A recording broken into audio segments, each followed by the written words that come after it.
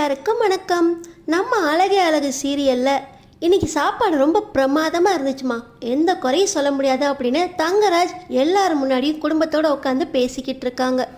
எல்லாரும் ஒருத்தருக்கு ஒருத்தர் பேசிக்கிட்டு இருக்கும்போது அறிவுமதி அவங்க ஃபோனை பார்த்து அவங்களுக்குள்ளேயே சிரிச்சுக்கிட்டு சேட் பண்ணிக்கிட்டு இருக்காங்க. இதை தங்கராஜ் கவனிச்சிடுறாரு. இதை அறிவுமதி கவனிச்சுட்டு டக்குன்னு ஃபோனை எடுத்துடுறாங்க. மறுபடியும் எல்லாரும் பேசிக்கிட்டு இருக்கும்போது மறுபடியும் அறிவுமதி இன்னொருத்தர்கிட்ட சேட் பண்ணிக்கிட்டு இருக்க. மறுபடியும் தங்கராஜ் அறிவுமதியோட ஃபோனை எட்டி பார்க்க, அங்கே பாருங்க ரேவதி என்ன பண்ணிக்கிட்டு இருக்காரு தங்கராஜ் என்ன அப்படின்னு மலர் ரேவதி கிட்ட சொல்ல, வந்த இடத்துல கூட இவரோட டிடெக்டிவ் வேலையை ஆரம்பிச்சிட்டாரு அப்படின்னு ரேவதி மலர்கிட்ட கோவமாக பேசுகிறாங்க. மறுபடியும் அறிவுமதி ஃபோனை பார்த்துக்கிட்டு இருக்க. நம்ம தங்கராஜ், என்னம்மா எல்லாரும் வரலாம் ஒன்றா உட்காந்து பேசிக்கிட்டு இருக்கும்போது நீ மட்டும் யார் கூட பார்த்து பேசிக்கிட்டு இருக்க? என் ஃப்ரெண்டு ஷர்மி கூட தான் பேசிக்கிட்டு இருந்தேன். இந்த காலத்து பொண்ணுங்களை பற்றி எனக்கு தெரியாதா? ஃபோனில் யார் கூட பேசிக்கிட்டு இருந்த? பாய் ஃப்ரெண்ட் தானே?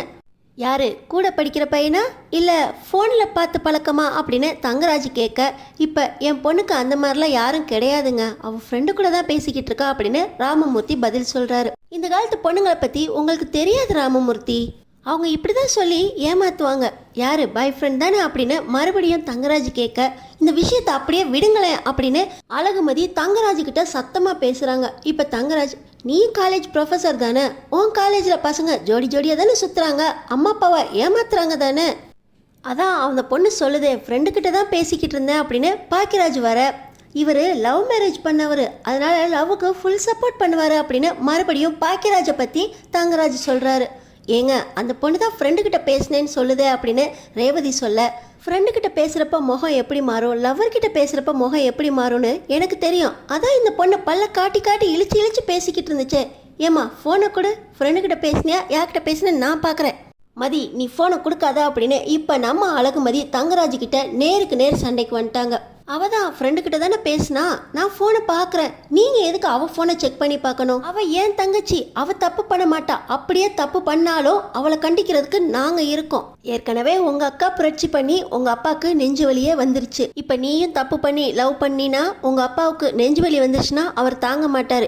எங்கள் ஃபோனை கொடு நான் செக் பண்ணுறேன் அப்படின்னு மறுபடியும் தங்கராஜ் ஃபோனை கேட்க, ஃபோனை கொடுக்காதன்னு சொல்கிறேன்ல அப்படின்னு நம்ம அழகுமதி ரொம்ப கோவமாக எந்திரிச்சே வந்துட்டாங்க. இப்போ நம்ம ரேவதி, அவள் சின்ன பொண்ணு தானே, அவள் ஃப்ரெண்டு கூட தானே பேசிக்கிட்டு இருக்கேன்னு சொல்கிறா அப்படின்னு சொல்ல, சின்ன பொண்ணு தான் பெரிய பெரிய வேலையெல்லாம் பார்க்கும், உனக்கு தெரியாது ரேவதி, ஏமா நீ ஃபோனை கொடு அப்படின்னு சொல்ல, நம்ம அழகுமதி, முதல்ல நீங்கள் ஃபோனை எட்டி பார்த்து அவள் யார் கூட பேசுகிறான்னு கேட்டதே தப்பு, ஏதோ அக்கறையில் கேட்குறீங்கன்னு பார்த்தா இப்போ ஃபோனை திரும்ப கேட்டு அவளை செக் பண்ணுறேன்னு சொல்கிறதெல்லாம் பெரிய தப்பு.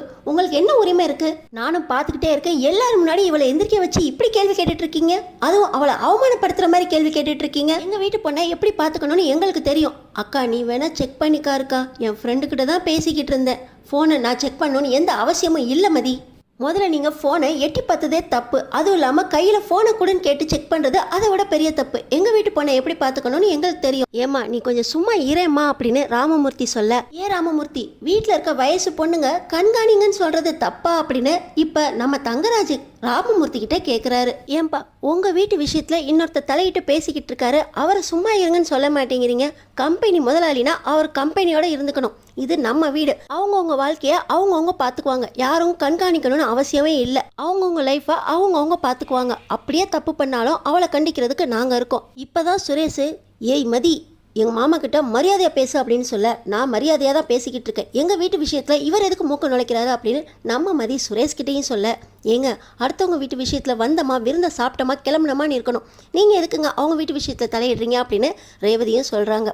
அதெல்லாம் ஒன்றும் இல்லைம்மா, நீங்கள் எதுவும் பெருசாக எடுத்துக்காதீங்க சார் அப்படின்னு ராமமூர்த்தி இப்போ தங்கராஜ்கிட்ட கெஞ்ச, தங்கராஜ் இப்போ ராமமூர்த்தி கிட்ட வந்து, நான் உங்கள் புள்ள மாதிரி அப்படின்னு வெறும் வாய் வார்த்தையாக சொல்லலை, மனசார சொன்னேன் ராமமூர்த்தி, மதிக்கு ஒரு அண்ணன் இருந்திருந்தா அவன் எப்படி பார்த்துக்குவானோ அந்த மாதிரி தான் நான் அவளை கண்டிச்சேன். இப்படி தான் தெரிஞ்ச ஒரு வீட்டில் இருந்த ஒரு பொண்ணு, வீடு தாடாத பொண்ணு அப்படின்னு ரொம்ப நம்பிக்கையாக இருந்தாங்க, ஆனால் அது ஒரு லெட்டர் எழுதி வச்சுட்டு வீட்டை விட்டு ஓடி போயிடுச்சு. அந்த மாதிரி ஒரு கஷ்டம் உங்களுக்கும் வரக்கூடாதுன்னு சொன்னேன். நம்மளுக்கு அந்த பொண்ணு ஃப்ரெண்டு கூட தான் பேசுகிற மாதிரி இருக்கும், கடைசியில் ஓடி போயிட்டா உங்களுக்கு தானே கஷ்டம், அந்த கஷ்டம் உங்களுக்கு வரக்கூடாதுன்னு தான் நான் சொன்னேன் ராமமூர்த்தி. அந்த மாதிரிலாம் எங்கள் வீட்டு பொண்ணு பண்ண மாட்டா அப்படின்னு நம்ம அழகுமதி இப்போ சண்டைக்கு வர, வராமல் இருந்தால் சந்தோஷந்தாம்மா அப்படின்னு நம்ம தங்கராஜ் சொல்லிக்கிட்டு இருக்கும்போது தங்கராஜ் ஃபோன் அடிக்க, நான் கிளம்புறேன் வாரேவதி அப்படின்னு சொல்லி தங்கராஜ் வீட்டை விட்டு வெளியே போக, வேகமாக வீட்டுக்குள்ளேருந்து வெளியே ஓடி வராரு சுரேஷ். மாமா மன்னிச்சிருங்க மாமா, இவ்வளோ நேரம் அவள் பேசிக்கிட்டு இருந்தா அப்போல்லாம் தெரியாமல் இப்போ இதுக்காகவே காத்திருந்த மாதிரி ஓடி வரியா சுரேஷ் அப்படின்னு இப்போ தங்கராஜ் சுரேஷ் கிட்ட கோவப்பட, அதெல்லாம் ஒன்றும் இல்லை மாமா, அவள் பேசுனது தப்பு தான் மாமா அப்படின்னு சொல்ல, இதை நீ அங்கே வச்சுல சொல்லியிருக்கணும், நான் கிளம்புறேன் சுரேஷ் அப்படின்னு தங்கராஜ் கோவமாக கிளம்ப, இப்போ பார்த்தீங்கன்னா ரேவதி வந்த இடத்துல உங்கள் பஞ்சாயத்தை இங்கே ஆரம்பிச்சிருக்க கூடாது அப்படின்னு தங்கராஜ் கிட்ட சொல்ல, என்ன எல்லாரும் முன்னாடி பேசணுங்கிற தைரியமா உனக்கு அப்படின்னு தங்கராஜ் ரேவதி கிட்ட சொல்லப்பட, மாமா அப்படிலாம் ஒன்றும் இல்லை மாமா, மன்னிச்சிருங்க மாமா அப்படின்னு சுரேஷ் சொல்ல, எனக்கு வேலை இருக்குது சுரேஷ் அப்படின்னு சொல்லிட்டு தங்கராஜ் கிளம்பிடுறாரு. இன்னொரு பக்கம் பார்த்தீங்கன்னா அறிவுமதி அழுதுகிட்டு இருக்கும்போது, சாரிக்கா எல்லாரும் முன்னாடி நான் வச்சு அந்த இடத்துல ஃபோன் பேசியிருக்க கூடாது அப்படின்னு நம்ம அழகுமதி கிட்ட சொல்ல, நீங்கள் அந்த இடத்துல ஃபோனே பேசாட்டினா கூட வேற ஏதாவது ஒரு விஷயத்தை வச்சு பிரச்சனை ஆரம்பிச்சு அவர் அட்வைஸ் பண்ணிக்கிட்டு இருப்பாரு. ரேவதி அக்காவை தங்கராஜ் மாமா கல்யாணம் பண்ணதுலேருந்தே நான் இந்த அட்வைஸ் எல்லாம் கேட்டுக்கிட்டு தான் இருக்கேன் அப்படின்னு ஸ்ருதியும் சொல்ல, சாரிக்கா நீ வேணா ஃபோனை செக் பண்ணிக்கோ அப்படின்னு மறுபடியும் அறிவுமதியால், எனக்கு உன் மேலே எந்த சந்தேகமும் இல்லை, அப்படியே நீ ஒரு பையன்கிட்ட பேசியிருந்தாலும் உன்னோட லிமிட் என்னன்னு எனக்கு தெரியும் அப்படின்னு நம்ம அழகுமதி சொன்ன உடனே அறிவுமதி அழகுமதியை கட்டி பிடிச்சிட்டு அழுகுறாங்க. இன்னொரு பக்கம் ரேவதியோட காரில் போகிறப்ப தங்கராஜ் சுரேஷ் ரொம்பவே மாறிட்டான், கல்யாணத்துக்கு அப்புறம் ரொம்ப மாறிட்டான், அவன் வாயை திறக்காம இருந்திருக்கான் அப்படின்னு சுரேஷ் மேலே தங்கராஜ் கோவப்பட்டு பேச, அவன் ஒன்றும் மாறலை, நீங்கள் தான் வந்த இடத்துல பேசாமல் இருந்திருக்கணும் அப்படின்னு ரேவதி சொன்னோடனே, என்ன சொன்ன அப்படின்னு தங்கராஜ் கேட்க, அதெல்லாம் ஒன்றும் இல்லை, அதான் இத்தனை பேர் முன்னாடி வாய் திறந்து தான் என்னை அதட்டி பேசினியே, சத்தமாக பேசினியே, அப்புறம் என்ன சொல்லு அப்படின்னு சொல்லி தங்கராஜ் கேட்க, அவன் பேசியிருக்கணும், எல்லாரும் முன்னாடியும் அந்த பொண்ணுக்கிட்ட நீங்கள் ஃபோனை கேட்டப்பயே அவன் இதெல்லாம் வேண்டாமாமா அமைதியாக இருங்கன்னு சொல்லியிருக்கணும், அவன் சொல்லாமல் விட்டது அவனோட தப்பு அப்படின்னு ரேவதி சொல்கிறாங்க. அந்த பொண்ணு அத்தனை பேர் முன்னாடி பாய் ஃப்ரெண்டு கூட பேசிக்கிட்டு இருந்துச்சு, நீங்கள் என்ன பொண்ணுங்களை திருத்துறதுக்குனே வந்திருக்கீங்களா?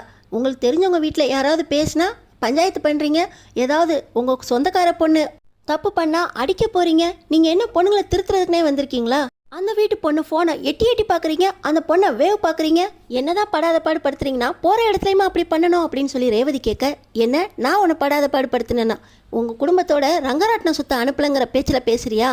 நீ ஒரு குடும்பத்து பொண்ணா நீ எனக்குள்ள சப்போர்ட் பண்ணியிருக்கணும். நாளைக்கே உங்கள் பொண்ணு இளவரசி வளர்ந்து அவள் எல்லாரும் முன்னாடி ஃபோன் பேசிக்கிட்டு இருந்தா அவளை நீங்கள் மற்றவங்க கேள்வி கேட்க விட்டுருவீங்களா அப்படின்னு இப்போ ரேவதி கேட்க, என் பொண்ணு எதுக்கடி அந்த மாதிரி ஃபோன் நோண்டிக்கிட்டு இருக்கணும், என் பொண்ணை குடும்பத்து பொண்ணா ஒழுக்கமான பொண்ணா வளர்ப்பேன், அப்பா அம்மா சொல் பேச்சை கேட்குற பொண்ணு மாதிரி வளர்ப்பேன், நீ வேணா பாரு இந்த அறிவுமதி அறிவு கெட்டு போய் எவன் கூடயாவது ஓடி போக்க போறா, எங்கேயாவது போய் கஷ்டப்பட போறா அப்படின்னு தங்கராஜ் சொல்ல, சாபம் விடாதீங்க அப்படின்னு ரேவதி கோவப்பட, நீ இனிமே ஏதாவது ஒரு வார்த்தை பேசுனா அப்புறம் பாரு அப்படின்னு சொல்லி மறுபடியும் தங்கராஜ், உங்களாம் அப்படியே விட்டுறணும், அப்போதான் நீங்கள் சந்தோஷமாக இருப்பீங்க, உங்கள் இஷ்டத்துக்கு ஆடுவீங்க, ஆம்பளைங்க 4 இடத்துக்கு போகிறவங்க 4 விஷயம் தெரியும், அவங்க சொல் பேச்சு கேட்க ஆடுறதுக்கு உங்களுக்கு என்னடி அவ்வளோ கஷ்டமாக இருக்குது, இந்த சொற்பொழிவை கேட்குறதுக்கு அப்படியே இங்கேருந்து குதிச்சிடலாம் போல இருக்குது, குழந்தைங்களுக்காக பார்க்க வேண்டியிருக்கா அப்படின்னு ரேவதி இன்னொரு பக்கம் அமைதியாக புலம்ப, என்னடி அமைதியாக இருக்கா அப்படின்னு மறுபடியும் தங்கராஜ் ரேவதி கிட்ட பேச, நீங்கள் தானே எதுவும் பேசக்கூடாதுன்னு சொன்னீங்க அப்படின்னு ரேவதி சொல்ல, வர வர உனக்கு திமிரும் நக்கலும் அதிகமாயிட்டே போகுது, இப்படியே உன்னை விட மாட்டேன், அடுத்தாப்புல உன்னை வீட்டை விட்டு துரத்துனா அப்போ தெரியும் உனக்கு அப்படின்னு தங்கராஜ் ரொம்பவே கோமா ரேவதி கிட்ட பேச, அடுத்தடுத்து என்ன நடக்க போகுதுன்னு தெரிஞ்சுக்கிறதுக்கு நம்ம சேனலை சப்ஸ்கிரைப் பண்ணி தொடர்ந்து பாருங்க.